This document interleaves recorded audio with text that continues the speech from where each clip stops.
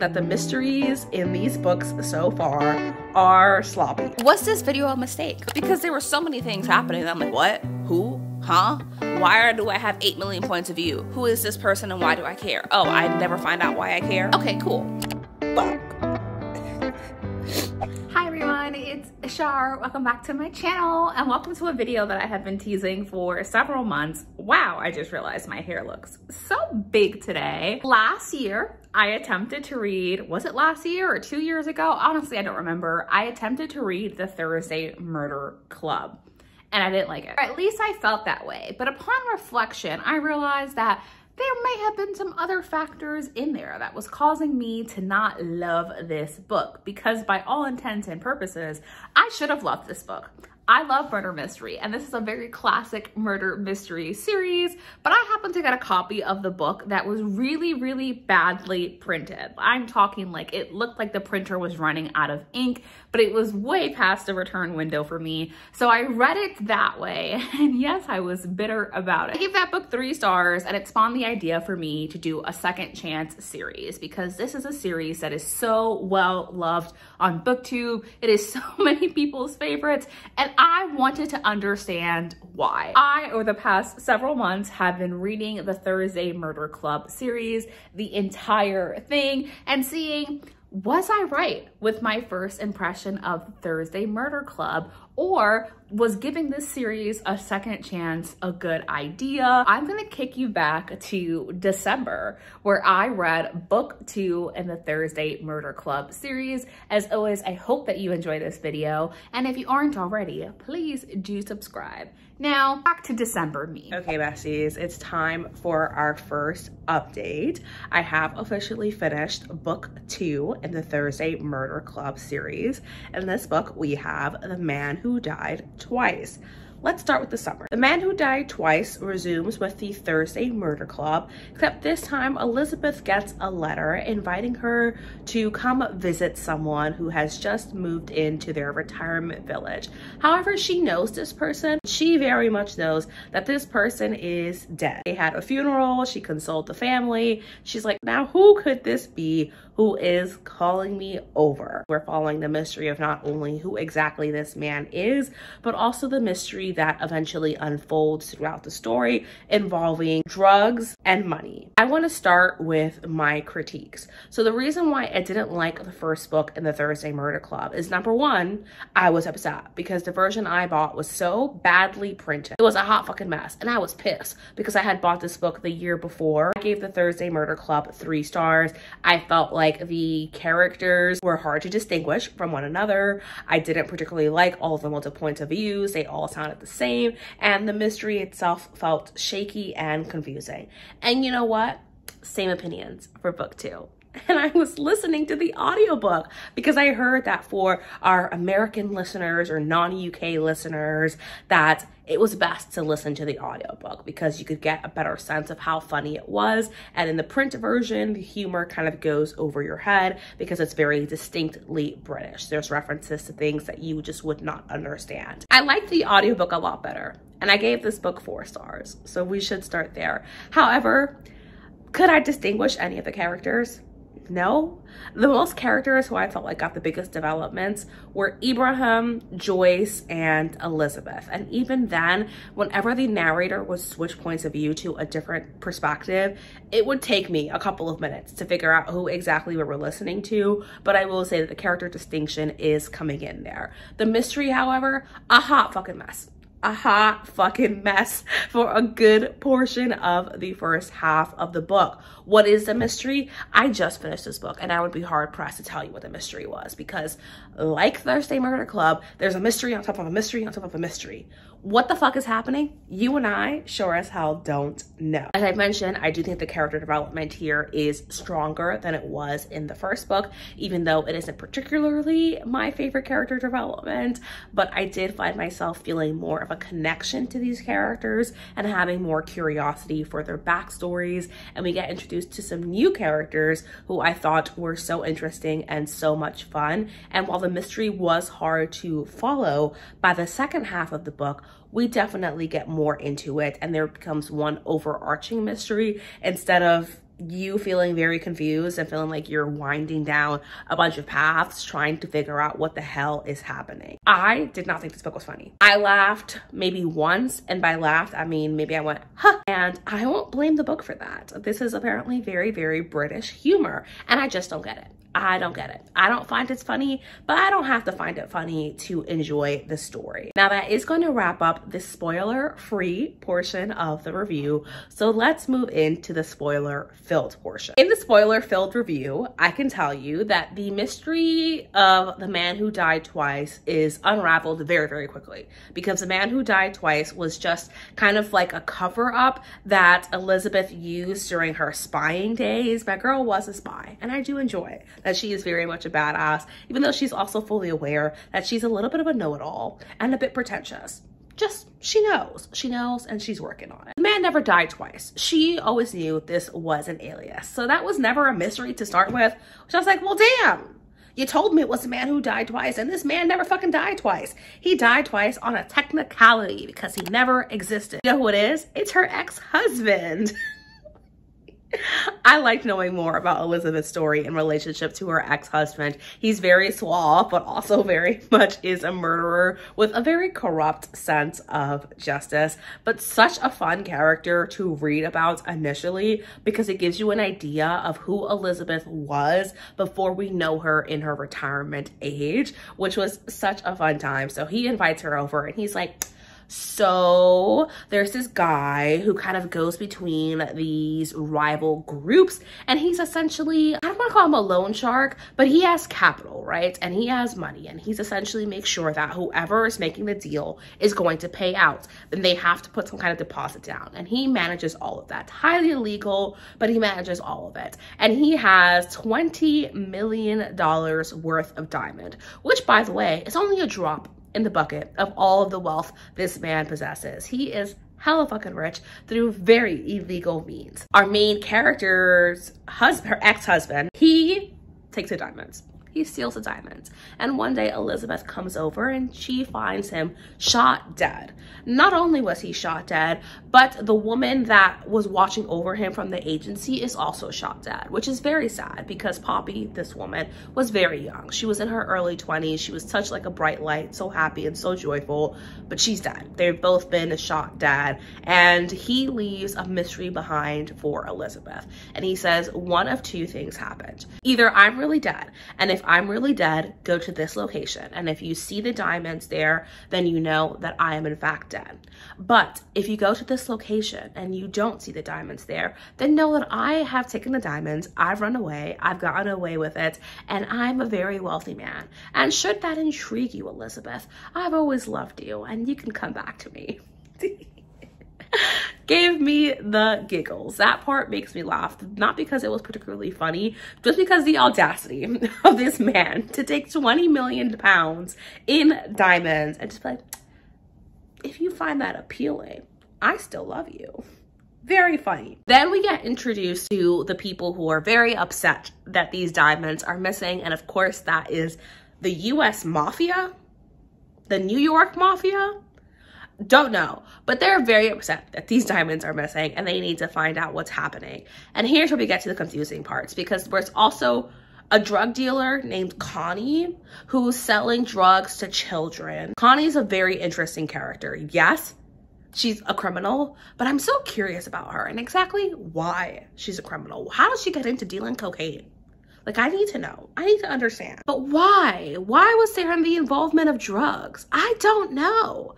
I know something with the mafia and the drug deal. You can see why this is confusing, because what does Connie have to do with anything? She's kind of just looped in, I'm assuming, for later stories in the books. My other favorite character that we got introduced to was Bogdan. Bogdan, I think we met in book 1, but his character development in book 2 is so much fun and so interesting. And I'm gonna tell you right now, the entire story is them trying to find these diamonds and get it back, because of course you ain't trying to piss off the mafia. You really are not. It will not go well for you. But of course our main characters, the Thursday Murder Club, they don't give a fuck. They don't. They're just here for the good times, the thrills. Yeah, there's danger, but so what? They're at the end of their life. They don't really care. Did I like the mystery in this? Yeah, it was interesting enough. It very much felt like a crime story and the involvement of like a drug bust and this deal with the gang and them trying to find the diamonds and Elizabeth trying to unravel the mystery of why exactly her ex-husband had the diamonds. And the ending definitely did get me a little bit with the plot twist of who was actually behind all of this. I was like, damn girl, y'all be weak in the knees. Stand up. But, you know, she's very upset that the diamonds are missing. This is a spoiler section, so I can tell you right now that the person who's behind it all is one of the secret agency ladies who was also in a relationship with Elizabeth's ex-husband. And they had a deal that they were going to go into retirement. But she finds the letter that he wrote to Elizabeth and she was like, how dare you? How dare you say that you still love your ex-wife? You still love your ex-wife? Well, how about this? And she shoots him so that Elizabeth can find the diamond and she can go be a rich-ass lady somewhere else because she also wants to retire, but she wants to retire comfortably. It all works out for the Thursday Murder Club. And that's how the story goes. As I've said, I gave this book 4 stars. I do think that it was a very fun time in some ways, but I 100% stand by what I say, that the mysteries in these books so far are sloppy and hard to follow. The characters need more distinction, but I'm going to continue with it because you know what? Everybody and their mother put The Last Devil to Die on their top books of 2023, and I need to know why. Oh boy. I am 50% of the way through book 3 of the Thursday Murder Club. Was this video a mistake? That's the only thought process I'm having right now because I still don't like it. Like, I understand the appeal of it in terms of the relationships between the characters and just how rich this world feels. I'm gonna need Richard Osman though to like pick a plot and stick with it. Actually, I need 1 plot, not 7. I'm still having a hard time distinguishing the characters between each other, although by this point I can tell the difference between all of them and I like how their stories are developing. I just don't like this series. And I think that this experiment proves to me that perhaps I am right when I say I don't like book 1. Maybe I don't need to continue with the series. Maybe book 1 wasn't just a fluke. Perhaps it just was not the book for me. But I still want to give this series a fair chance because my main issue with book 1 had a lot to do with what I know now continues in the series. Yeah, I still don't like it, but I'm gonna finish it anyway. And then hopefully like book 4 just blows me away. But at this point, I low-key feel like I'm hate reading this series, but that's too harsh of a word because I don't hate it. I just don't like it. I potentially take it back. Because now I'm 72% of the way through The Bullet That Missed, and I am enjoying this so much more than the other 2. Do I take back that Richard Osman really needs to have 1 plot and not 7 in his books? Absolutely not. There's too many fucking things happening in these books. I can't even remember book 2, not because I didn't read it, but because there were so many things happening that I'm like, what? Who? Huh?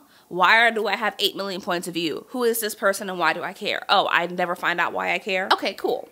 So that's how I feel. But I am feeling more connected to the Thursday Murder Club themselves, and I am getting a sense of why people cry in book 4. I could be totally shocked by what happens, but I'm starting to suspect what's going to happen in book 4. But as I mentioned, I'm enjoying this more because now we're having more of a cohesive element where, yes, there is still a subplot going on, and I really don't understand what it has to do with anything, but this main plot here that's carrying on from book 2 is really interesting. And we just got this scene with Joyce and Elizabeth and really the whole gang and the Viking, if you know, you know, was very, very funny to me in that scene. But I'm going to continue to listen to the rest of the audiobook. Just wanted to let you know that I am feeling more connected to the characters and I'm enjoying their dynamics. But this still is not my favorite series in the world. I can see why you like it. I can see why other people like it. I just am trying to grasp and understand the hype behind it. You know, is it just that it has a unique premise? Is that what the hype is? You and I will find out because I'm almost done with the series. I should take my headphones off before I speak to you, but I'm not going to. I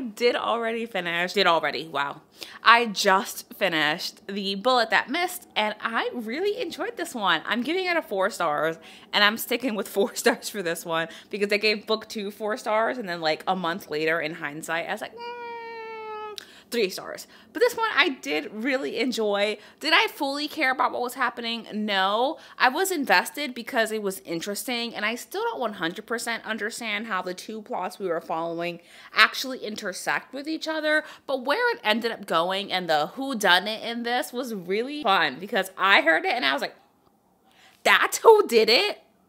Shook.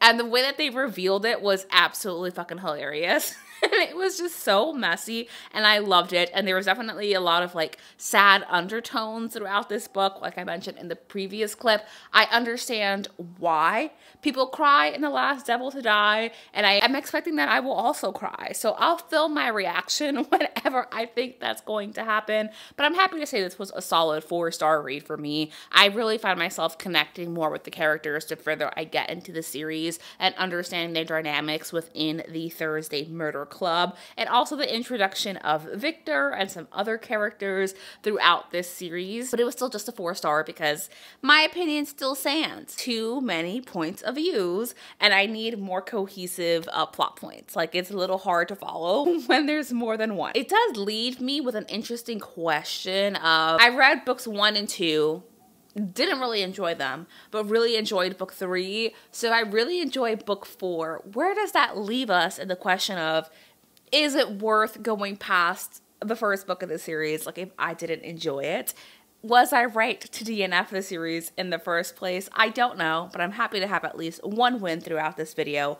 Now for this weekend, as I'm filming this, which has no relevance to you whatsoever, I am doing a like tech-free weekend outside of like little updates. I'm giving myself up to 2 hours of screen time a day, but I'm not on my screen at all. So I'm gonna go back to listening to my audiobook. I'm only 19% of the way through the book, and yes, I am here coloring and crying. Okay, I'm 60% of the way through The Last Devil to Die, and I want to tell you that I am really enjoying this book. By this point in the series, I'm feeling a lot more connected to our main characters, Ron, Ibrahim, Joyce, and Elizabeth, and of course, Stephen as well has his own character in this. I am really enjoying this book. I'm enjoying the connection that I feel to these characters, but also the mystery itself feels more cohesive this time. There really is just like one underlying mystery that's connected in a variety of ways, as opposed to what felt like 3 different mysteries in one book in the previous books in the series. I have cried multiple times reading this book, but to be fair, lots of books have made me cry recently. I think I'm just feeling extra sensitive, but this book does deal with dementia, and that is something that is very sad and does tend to make me feel emotional when I read it. So something that I'm appreciating in this book is how Richard Osman is tackling this and talking about this in the context of his characters and this story, and also some of the roles and how they're changing within this group dynamic because of what is going on here. I also like the side characters that we're being introduced to. I think they're very funny and very interesting. Garth himself is such an intriguing character, so I'm hoping I get to hear more of his points of view, but I only have about 2 hours or so left of the audiobook, so I will finish this soon, and that will be a wrap on the giving this series a second chance. You will hear my final thoughts, not only on The Last Devil to Die, but also on this concept and whether or not it was worth it for me to give this series a second chance. So I finished The Last Devil to Die. As you saw the clips of me literally sobbing my eyes out, this was very, very sad. But I think I've mentioned in a previous clip that this topic is always going to be sad for me, but also like where it ended up going, I was like, oh my God, what the fuck?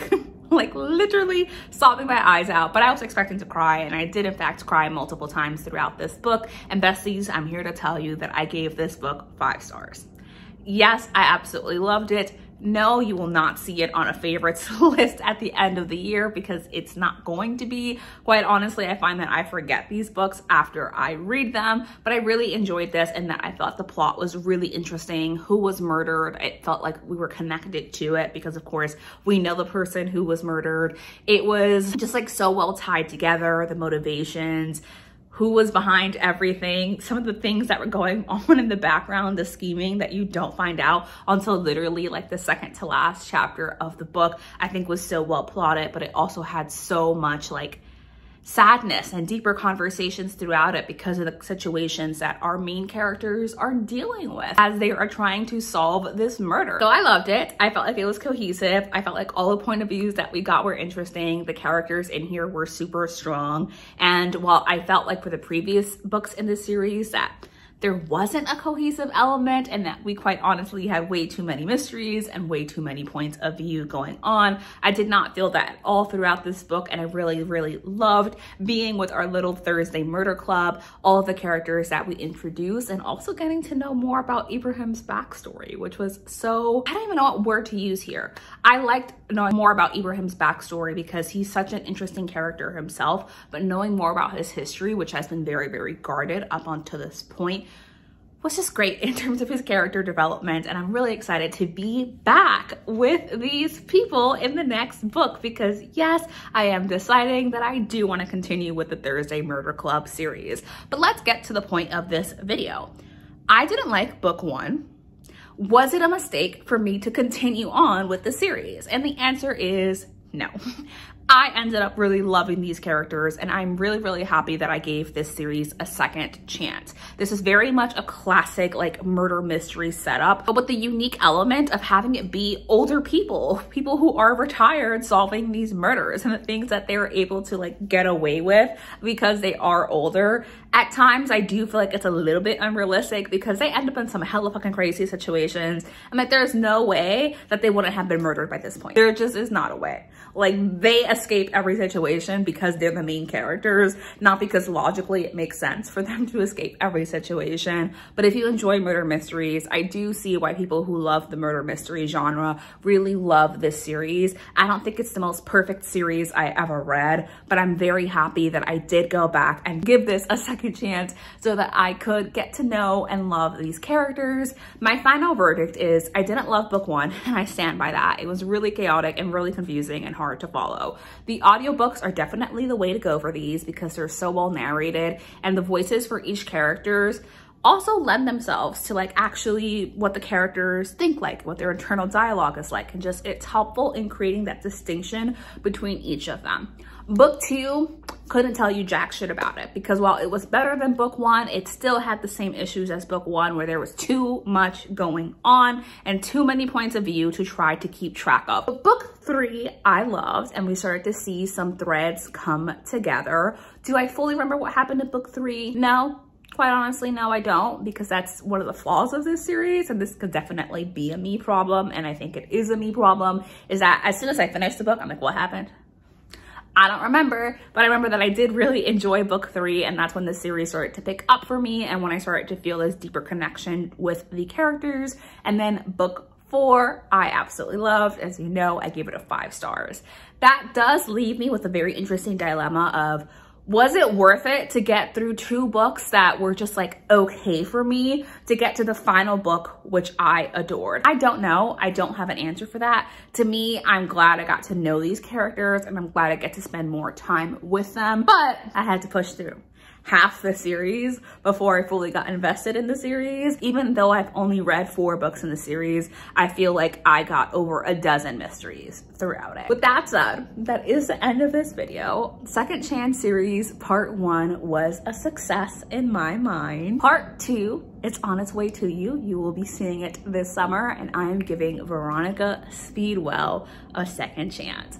As always, thank you so much for watching this video. I hope that you did enjoy it. I appreciate the time you took to watch this video. If you did get to the end of the video and you want to leave a comment, is there a fox emoji? You can leave a fox emoji, but if there isn't a fox emoji, which I'm not sure that there is, then you can leave a little magnifying glass in the comments to let me know that you've gotten to the end of the video for the little detectives that we have throughout this series. And I'm going to see you in my next video, and hopefully I'll see you in my Veronica Speedwell series second chance video. Bye.